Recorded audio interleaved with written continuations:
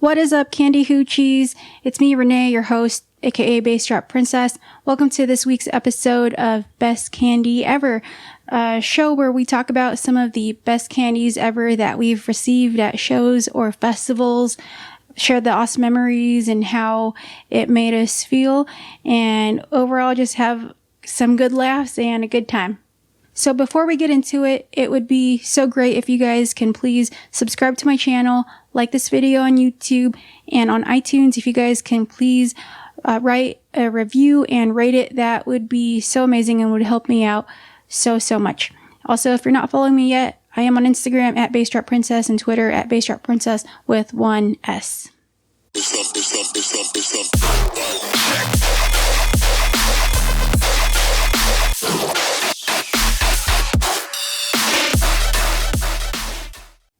So, I know that on this show, we basically showcase some of the best candies ever that we've received, but I also wanted to maybe showcase some of the best candies that we've ever made. Ever made, you may ask. Why, Renee? What does that mean? Well, I'll tell you why. Basically, I made some really bomb-ass candies and decided to keep them for myself, because they're so amazing and they're so bomb. But I'm kind of selfish, but I'll show you guys. So this candy right here, I made about two years ago. So it has this really cool wolf. It's like a purple wolf cat perler. This I actually did not make. This my best friend Timmy had made. He made a whole bunch of these one year for us to put on candies as these little charms. And this candy it's like this rainbow glittery translucent candy, and it says Pugs on it, because at the time I had just bought Speck for my parents. Speck is my parents' pug, and I love him so much. He's like my little brother, and I kind of have an obsession with pugs. So this candy is just really cool because it has all of these metallic beads. It even has these little ombre beads right here that go from green to blue to purple to pink. So anyways, a little bit of a backstory on this candy that I had made intentionally for myself.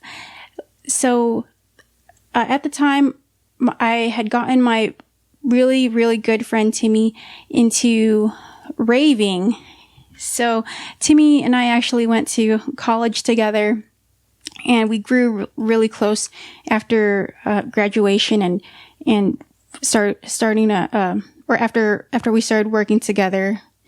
So we grew really close, and I had actually gotten him into raving. And I guess in college, people thought that I was this weird girl with pink hair that partied hard or whatever, just because I had an EDC schedule on the front of my binder. So anyways, I had convinced Timmy to come with me to Escape one year, and ever since then he has been hooked on raving. The following year, I remember he came with my best friend Chloe and I to EDC, and it was just game over. So anyways, after getting him obsessed with the rave scene, he would have candy parties or he would have a candy party, or we would have a candy party at his friends, or we would have a candy party at his sister's house, and we would all just bring in our beautiful candies. And we don't have just basic bitch candies. We have like these really cool metallic-y candies. I think that was some of mine. Timmy had all of these really cool ombre candies that faded from blue to pink. I had some of these random flower shaped candies right here. Timmy had some of these dog charm candies, and it was just awesome because we all brought in our super cool, super special candies that were just really different, and we just combined all our candies on the table, and whoever wanted to use what was able to. And there it was just all sharing and creating, no restrictions, anything like that. Whatever was there was free for all. And it was just so amazing to create with these friends and people that I love, because I think we were listening to some sets for EDC, just getting hyped and thinking of what themes to create. Since we're kind of dorky, we like to have themes for our candies. So for example, this one right here, it says pugs, and then it has that little pug perler. It has that little dog charm on it. So we like to create little themes, unique little patterns. And what would happen often to Timmy and I is that we make one that's so bomb and so dope that we end up wanting to keep it for ourselves because we're selfish. But that's okay. And I still have it, and I made a candy for myself. I thought about giving it away because maybe there's somebody else out there who really likes pugs or dogs and would really appreciate this candy because it's just so pretty and beautiful. But another special touch that I added onto this candy is that it actually has an Insomniac Kandi bead on there. And I actually got this bead or beads from EDC about, I want to say it was 2014 or 2015. So back then, I remember one year at EDC, they actually had this giant candy section where you can make candy, and people would just create candies at EDC, and it was super cool. And this was before it was even like an amenity at VIP. I know that they have that there is sometimes a candy making station, but this candy station was free for all. It was near, I want to say it was near BassCon at the time. So if you were walking right in front of it, you could just, stop by, make some candies while listening to hardstyle, and it was great. And one of the cool features that they had was these cute little Insomniac beads, these white beads with the Insomniac logo on them. And I just remember thinking that these were so freaking great. So I took like 20 of them because I was like, where am I going to find these Insomniac candy beads, with the logo? I thought it was so cool. So anytime I would make candy, after that EDC, I would put like one little Insomniac logo on it. And I thought, this is so cool. Whoever's going to receive this candy is going to be like, oh my God, there's an Insomniac logo. After I tell them and make a big deal and make them feel really hyped and stuff, because I was super hyped, because I just think that little detail was super, super cool of Insomniac to do. So anyways, it was just so fun creating these cool little candies at candy parties. I think a lot of people do them actually, if you really like candy, because I remember a couple years back, I was like obsessed. I mean, I'm still obsessed. It's just now with work and having a lot on my plate, it's been a little tougher right before festival season, because, you have to get all the festival stuff out of the way, like, getting ready, making sure that you have your pet taken care of, or certain things situated, or having to take care of, XYZ.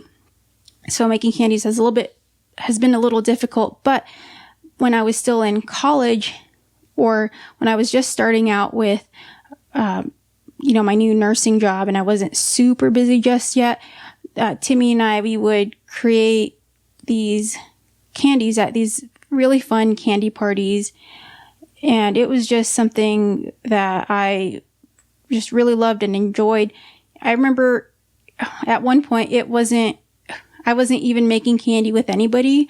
I would go to like Starbucks or these random Korean coffee shops that they have here in Vegas, and I would just bring all my candy to these shops or these Starbucks and just start creating candy with my headphones on, listening to whatever, and just making candy. And I'm sure that the people that worked there were like, oh wow, this girl probably has an Etsy and makes bracelets and sells them.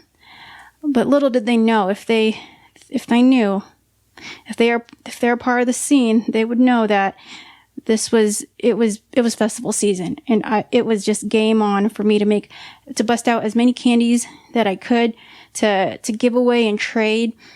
I always had a minimum of making at least 10 candies before every festival, so I had 10 that I could give away because I am very social and I love talking to people. I love meeting people. So whenever I see somebody I want to compliment or connect with, we normally end up having a conversation because it just flows from there. And I'm just so happy to talk to whoever there.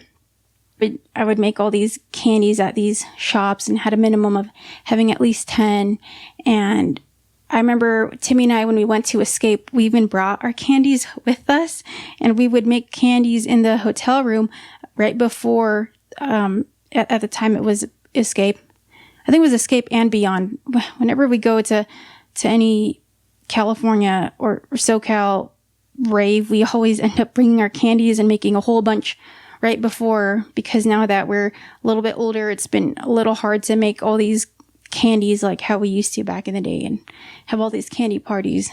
But I personally love candy parties because you and your friends just hype each other up. You guys just share all your candy and make whatever and just bounce ideas off of each other. And for me, I really love it because it gets this creative flow going.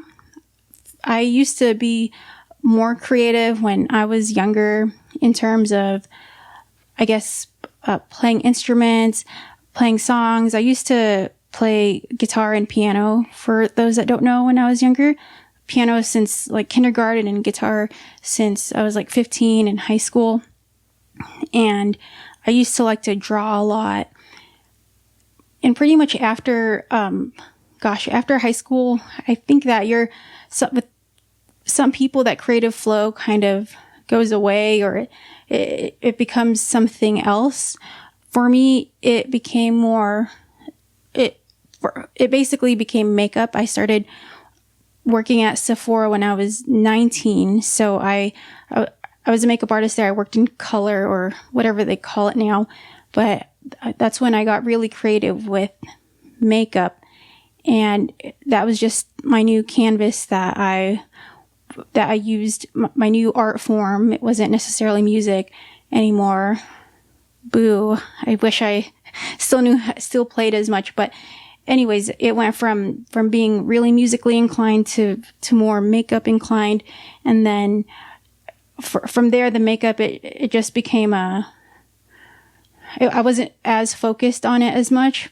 And I feel like because I was doing it for work, it kind of became different. Not that I didn't like doing makeup at work. It's just different when you're doing it on a person's set of rules or their own terms. But enough about that. I whenever I make candy, I get that creative flow again, that excitement of creating something new, and just it just feels right when I make it, even though maybe I'm too old for it, and it's ridiculous, and it's just something that you're going to spend lots of time on and give away. But to me, that's not the point. The point is I want to make it to give to someone. I want to gift this to someone special. I love making candy. I'm a gift giver. I like making people feel good. And I think that's one of the reasons why making candy is just so fun. And sometimes if you make a candy, it's going to turn out amazing because you put so much effort into it and so much time. And sometimes you may not necessarily want to let go of it yet or give it away. But who knows? I've had this for so long that I still appreciate it, and I definitely love it. But I don't know, maybe I'll keep it. I really like it. Or I'll give it away. Who knows? But I really love this one. So on this episode of Best Kandi Ever, I actually want to share this candy right here. And some of you guys have probably noticed it. in some of the episodes, and I think it's time to acknowledge this Kandi. So this Kandi right here it's this amazing giant cuff. It's this beautiful pattern of black, yellow, brown, and then intertwined here are like little, like woven in are these it's like these it's like a layer, it's like this X crochet across the beads. It's kind of hard to describe, but it's this giant, beautiful black, brown, yellow, gray cuff. And on top or on the side of this giant cuff is an Umbreon perler. And it's so amazingly crafted. So this was actually given to me by my friend Scout, aka Basshead Bunny on Instagram, and she is just so freaking talented. So I actually met Scout the first year of Lost Lands. We were actually, the second year of Lost Lands. This was when they had the sound camps that were in the actual campgrounds of the festival. And it was something that Lost Lands was trying out for the first time. So basically these sound camps were in the campgrounds, but imagine a strip of stages just back to back to back. I want to say there were about 6 to 7 of these sound camps where other artists can play after hours if people still wanted to listen to music after the main festival had ended. So I remember sitting at one of the back of the sound camps, and there's actually a little grassy knoll where you can sit. So my boyfriend, some friends of ours were just sitting down, and it was so cool because there was actually some random guy there who had brought his canvas and like one of those painting canvases and like a canvas stand, and he was actually doing like live painting at the grassy knoll that we were at. And he wasn't an artist there or anything, at least not that I know of. He looked like another festival goer like ourselves. And he even had the little light thing so that he could see what he was painting. And so then, we were able to see what he was painting as well. And it was so cool because it was so Electric Forest-like, since they do a lot of the live paintings there. So anyways, we were sitting there listening to some great music, watching this guy live paint in front of us, this masterpiece. And I remember there was this girl who was sitting there, and she had been sitting there for a while. And I remember I think she had like gotten up and turned around, and we made eye contact. And she goes, "Oh my God." She basically recognized me, and I recognized her because we follow each other on Instagram. And I was like, oh my God, no, like this is freaking insane, because I think it's so crazy when you find a pen pal, and when you meet them for the first time. It was basically that, but it was insane because we had no plans to meet each other. So it was just so freaking cool. Basshead Bunny on Instagram, and she, aka Scout, and I met her for the first time, and she just had the best vibes. She sat down with my friends and I learned a little bit more about her, and we just totally clicked. When you meet somebody and you guys are just riding the same wavelength, well, that was it. We just vibed, and it almost felt like talking to someone who I had already knew for a long time. I mean, granted, I already did kind of know her on Instagram, but it felt like she was already my friend. Like, it felt like I wasn't meeting her for the first time. And so that was just really cool. And after that interaction, we became really good friends, and it just has been so great having her as a friend. So anyways, last year of Lost Lands, she actually came to Skudda's set, and I was there, and I was just so happy that she came and decided to hang out and watch Skudda play. It was just so freaking awesome because the first thing she did was give me this Umbreon candy, and or Umbreon cuff with this beautiful giant Umbreon perler, and she handed it to me, and I was just like, what? And she was like, I made this for you. And I was like, oh my freaking God, because it's just so beautifully crafted. And I just couldn't believe that she had taken the time to make this for me and thought of me. And it was just really, really sweet, because I was actually Umbreon for Escape one year for Halloween, and one of my best friends, Timmy, he was Espeon, and I'm actually low-key obsessed with Pokemon. I grew up with the original 150, and after 150, I don't follow as much, but it just makes me so freaking happy seeing this. And I don't know, I guess whenever somebody whenever somebody thinks of me in advance like that, and I don't have anything as amazing to give, it always makes me feel like shit. So when she gave me this, I was just like, I'm so sorry. I mean, I gave her some of the candies, whatever cool candy I had, but it was nowhere near as great as this. But anyways, Scout, if you're listening, I want to thank you so much for this beautiful cuff. I still have it, and remember when you came and handed it to me and how it made me feel. And I love you, and I'm thankful for our friendship. So let's put that back here. Also, today I wanted to do something a little different for you guys. I want to have this new segment called Best Perler Ever, and this is going to be really similar to Best Kandi Ever, but with perlers. So let me show you guys this one right here. So this one is actually a giant perler necklace. This is a Luna necklace, Luna from Sailor Moon. That's right. This is a giant purple Luna perler. My best friend Timmy had made this for me. I think this was a little after one of our candy parties, and he was just learning how to use perlers. And for some odd reason, he decided to make me one.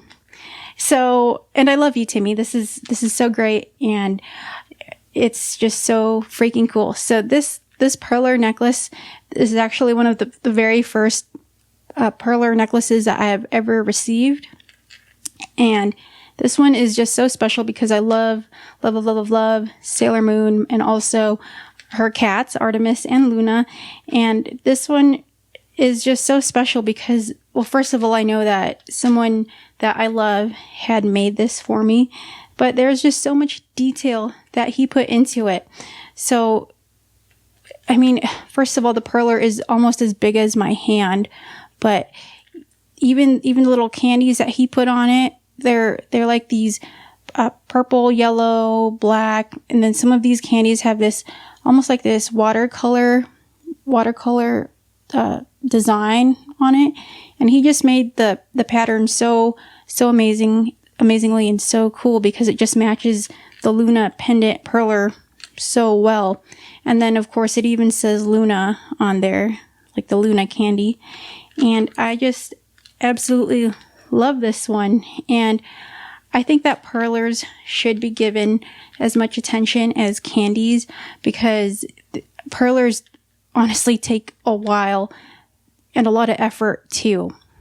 And I mean, maybe not to expert perler makers, but I know that perler making is hard because I have tried. In fact, before Timmy got this good, he was making little stuff like this. And I remember he was actually at my house and we were making candies. I think our friend Liz was there, and Timmy was just experimenting because he had gotten a perler, like a perler set with that perler board thing and the little perler beads. And he was just looking up designs and wanted to create something special for his candies too, to give away. So I remember he made this little wolf pendant, like the design on the perler board, and we were at my house and I didn't have an iron. So I was like, fuck it, let's just use this. And we used my hair straightener to melt the perler beads together to create the little perler pendant. And it worked, but we literally had to clamp the straightener on it and then go back and forth on the highest setting to try to melt the beads together. The first couple of times it didn't work. Some of the pieces weren't fully melted, so it kind of fell apart. But we eventually learned that you have to like hold it for a really long time.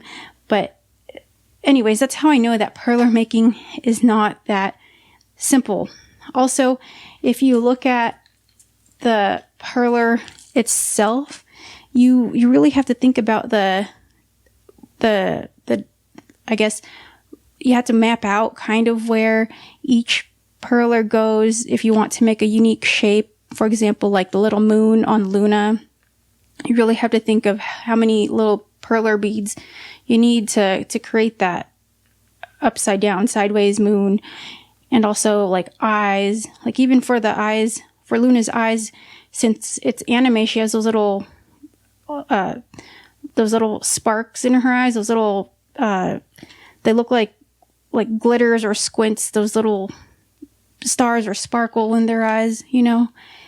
Yeah, even then you have to think about where each one goes and how to format that on there so it'll create that little shine in the eye or twinkle in the eye. There you go.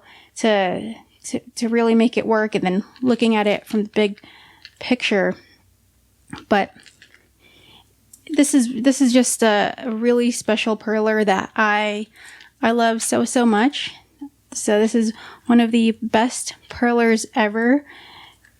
And I think that people that make them are just so talented, especially when they create designs like, for example, the like 7 lions symbol, and then it says 7 lions, or any symbol, really, anything intricate, even when it says words. I'm just so amazed because it takes so much precision, effort, and planning to create something like that.